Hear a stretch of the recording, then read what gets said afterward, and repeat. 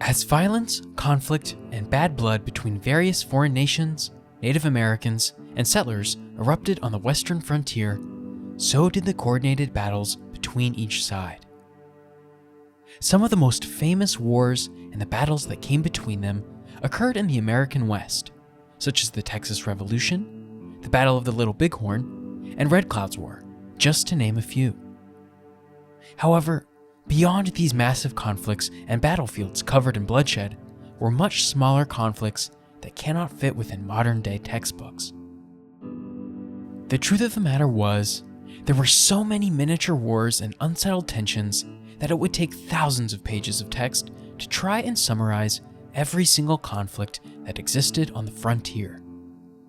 Thus, to make sense of these smaller struggles and uncover the fascinating events that led to such chaos, here is the newest video in a series of essays analyzing the battles of the Wild West that you probably haven't heard of. Next up, we're taking a closer look at the Taos Revolt of 1847, a smaller conflict a part of the much larger and bloodier Mexican-American War.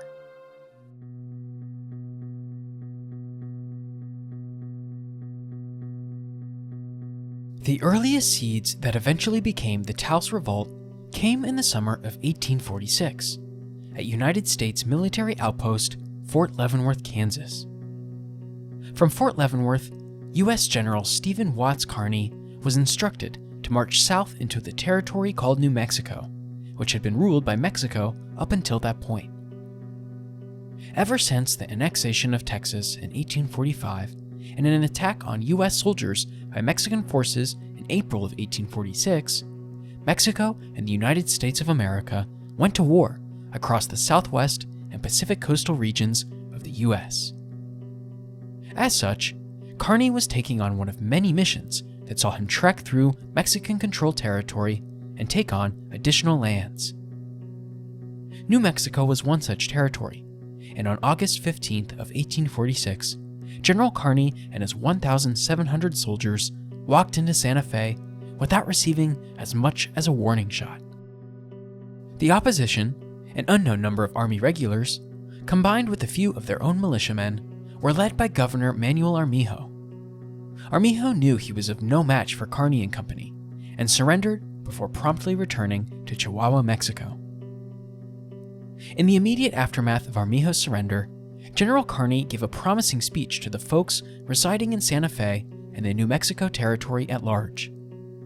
He pledged protection to the New Mexico residents, both of the land surrounding them and from the enemies that may or may not still be lurking around, such as plundering bands of Native Americans. Kearny also vowed to support the religious freedom of the people, who were predominantly Mexican immigrants and Pueblo peoples who had called the area home for generations. Before leaving Santa Fe for California, Kearny and the United States' next project of conquest, he saw to it that Charles Bent would act as New Mexico's first ever territorial governor. Bent was a former soldier and businessman who had used the Santa Fe Trail for years to operate his trading routes from St. Louis. He was also brother-in-law to infamous frontier scout and Army officer Kit Carson, whose wife was sisters with Maria Ignacia Bent. Bent's first few months as governor of the New Mexico Territory were coarse, to say the least. He had an issue with his leading officers in the major settlements, including Santa Fe and Taos. The former Confederate officer turned U.S. Commander Sterling Price, known for his quarrelsome behavior and laxness towards discipline, continued these attitudes when his soldiers started mistreating the Mexican and Pueblan populations in the territory. In an effort to quell the troops' behavior, Bent wrote to Colonel Alexander Donovan, one of Price's superiors, pleading for the colonel to shape up his cavalry and end the resentment between the soldiers and territory inhabitants. In his writings, Bent specifically stated, "These outrages are becoming so frequent that I apprehend serious consequences must result sooner or later if measures are not taken to prevent them." This was a response to growing cries by the Mexicans and Pueblo peoples, who felt their treatment by the U.S. was in direct contradiction to the promises made by Kearny and company just weeks prior. While there were no reports of violence between U.S. troops and residents, the daily barrage of insults, disrespect, and threats of vandalism and potential violence was enough to make the people on edge. As was their growing fear that the previously established land titles for Mexico would go unrecognized by U.S. officials sooner rather than later. Not only would this mean settlers and sympathizers to the U.S. government would reap the rewards of their loss, but that hundreds of Mexican and Pueblo peoples would be displaced once again. There was also the issue of Catholicism and the fears of the religious communities across New Mexico that the U.S. would attempt to thwart their efforts to continue their practice. A few priests of the Catholic Church, labeled as anti-American by the local governments, pointed to the theft from merchants, trash in the streets, and abuse at the hands of women as signs that they were not wanted, let alone respected, in the territory. By December of 1846, 4 months after the initial siege by General Kearny, the dissenters of New Mexico had had enough. A group of Santa Fe residents, combined with a faction of Puebloan peoples and other Native Americans wanting to push out settlers from the territory, came together to fight back against Bent and company. This ragtag team of dissenters decided an insurrection on Christmas Day would be the perfect avenue to surprise the U.S. troops and reclaim the territory as theirs, or at least drum up support for a wider rebellion. Unfortunately for them, though, members of the U.S. contingent in New Mexico caught wind of the planned insurrection and forced the dissenters' hand. The Christmas uprising was put on hold, but the fire had already been kindled beyond getting extinguished. And it would only be a few more weeks into the initial days of the new year that the insurrectionists would strike back.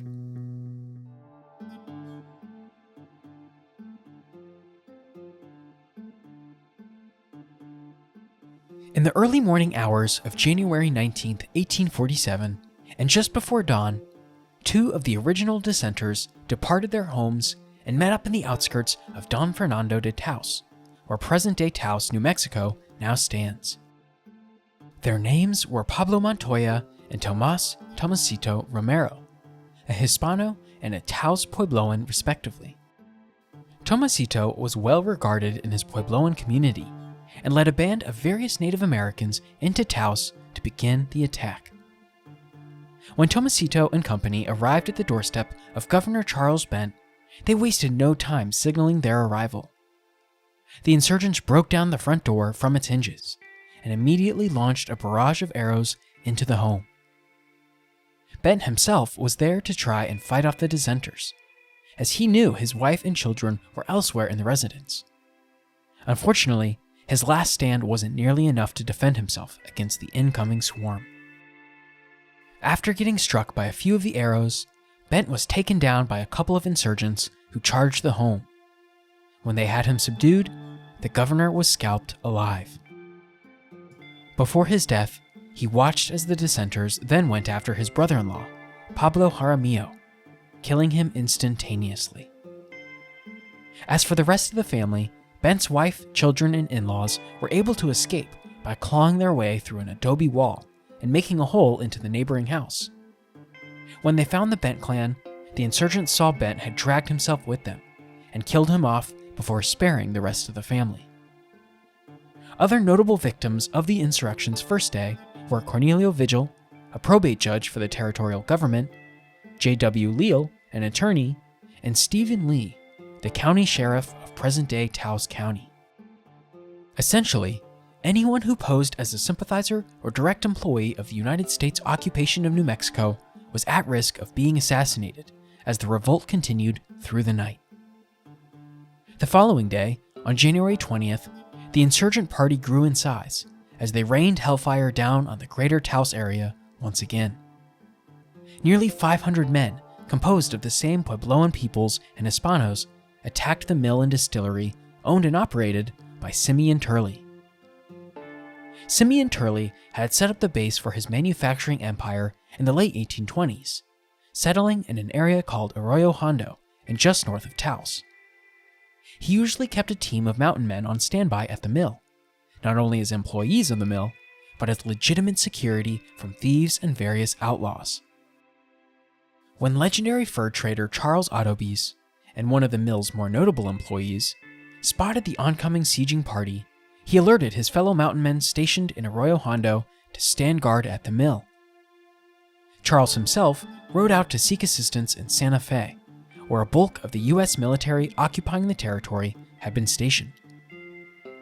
Meanwhile, at the mill and distillery, the 10 mountain men assigned to protect the business held their ground throughout a majority of the day, until only 2 of them were left: David Albert and infamous bounty hunter himself, Tom Tobin. They were able to flee on foot after the sun went down, and the structure fell to the insurrection. The mill's owner, Simeon Turley, was also able to escape unscathed, but only for a few days, before a close friend ratted him out to the insurgents, and he was killed at his safe house. Elsewhere in the territory, a similar group of Hispanos were pillaging another settlement called Mora, New Mexico. Here, the insurgents killed up to 8 U.S. traders that were traveling to Missouri. Over the next 24 hours or so, the United States death count was estimated to be around 16. And luckily for them, outside assistance was already on their way.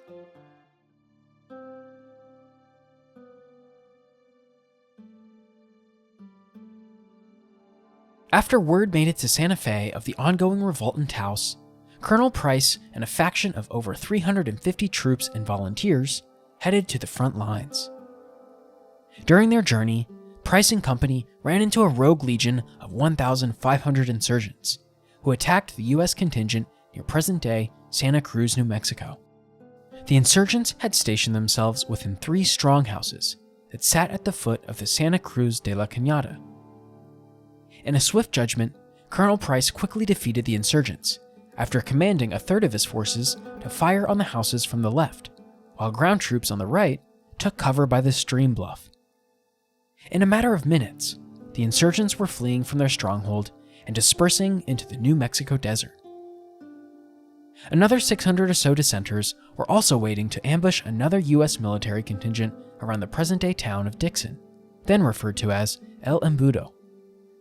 Here, the insurgents used the rocky slopes along cedar-filled mountains as their defense, but again, the U.S. troops rendered it useless. After a series of systematic flanks by Colonel Price and his men, the Hispanos and Puebloans fled up and over the mountainsides. They only suffered around 20 casualties before returning to Taos and barricading themselves within an old adobe church building. Of course, Colonel Price stayed hot on their trails and followed the remaining insurgents to the Taos church over the next week or so. Upon their arrival on February 3rd, Price commanded an artillery battery to fire from 250 yards away from the church building. Over the next 2.5 hours, the United States howitzers and their 1 6-pounder fired blast after blast into the western flank of Taos. When enough damage had been sustained, the troops marched off to Don Fernando to gear up for a second offensive. Between 9 and 11 a.m. on February 4th, over 400 combined cavalry and militiamen fired from the eastern flank of the church in addition to the front, trapping the insurgents in a crossfire. When the adobe walls still wouldn't crumble, Price ordered his men to storm the church once and for all. The roof of the structure was quickly set ablaze, while an enlarged hole was cut out of the church's western facade. With the hole in the wall now complete, U.S. troops could toss shells into the church by hand. This was accompanied with the return of the 6-pounder, which had been orchestrated to fire grape directly into the heart of Taos. When enough shots had been fired into the settlement, the 6-pounder was once again aimed towards the adobe church, as it fired 10 grape shots into the hollow, effectively making it big enough for the men to crawl through and take the town back on foot. By sundown, most of the rebels had abandoned the west side of Taos and were attempting to hide away into the mountains. 2 of Price's captains, Captain Slack and St. Vrain, chased the insurgents on horseback and killed a few before night had fallen. The following morning, on February 5th, the New Mexican Rebellion surrendered to Colonel Price and company. The conditions of surrender included the insurgents handing over one of their leaders, none other than Tomasito himself. His main counterpart, Pablo Montoya, was also captured in the siege. It didn't take long for a court-martial to come together. Colonel Price put together a military court featuring many close associates and relatives of former Governor Charles Bent, who was killed in the action. For 15 days, arguments on behalf of the United States outlined every single act of rebellion by the insurgents, 15 of whom were standing trial. After the proceedings concluded, a jury found all men guilty of murder, along with one man guilty of treason. These men were sentenced to death. A couple of months later, on April 9, 1847, 6 of the guilty party were hanged at the town square, the first ever federal executions in the Taos Valley. By the end of the month, 28 men were hanged. However, one Hispano by the name of Polo Salazar was wrongly convicted.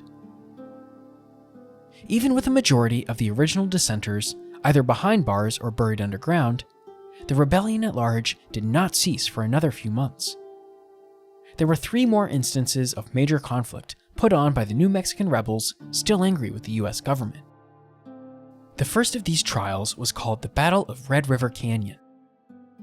On May 26th of 1847, 200 cavalry and infantrymen under the command of Major Edmondson were ambushed at the Red River Canyon by 500 insurgents. Due to the thick mud canvassing the canyon, Edmondson ordered his troops to defend on foot. This conflict ended up being a back-and-forth affair, with the rebels first getting pushed back before forcing the US troops to retreat. When Major Edmondson recalibrated for the following morning, he and his men returned to the canyon, only to find the rebels had escaped mere moments before their descent. A month and a half later, on July 6th, Major Edmondson would launch the second of these trials, called the Battle of Las Vegas. After receiving intel that 3 US military subjects, 2 privates and their guide, had been killed in a Presidio town called Las Vegas, New Mexico, the US made it their mission to track down the rebels responsible for the sabotage. Upon hearing these reports, Edmondson and 60 of his finest soldiers marched onto Las Vegas and took all of 15 minutes to push out a couple hundred New Mexican militiamen who had harbored the insurrectionists. 10 of them were killed and another 15 were captured. The third and final trial was titled the Battle of Cienega Creek, the ultimate conflict related to the Taos Revolt. 3 days after the Las Vegas affair concluded, another 200 or so insurgents, consisting of Hispanos and Puebloans, ambushed yet another faction of US troops. This time led by Captain Morin, the rebels were able to push the soldiers back to the banks of Cienega Creek. However, from here, all the US had to do was hold their position before reinforcements led by Captain Shepard arrived. With the cavalry now outnumbering the New Mexican militia, the insurgents were wiped out by the United States' final offensive, and the Taos Revolt was over as fast as it had started. While it's usually considered a footnote in the history of the larger Mexican-American War, the Taos Revolt is a prime example of how no matter the size of the frontier, battles and bloodshed will always make their mark even in the smallest, most remote locations. It also serves a grave reminder that with conquest comes rebellion, and as long as there are territorial disputes, whether they be over religion or respect, violence is sure to follow. It was the Wild West, after all.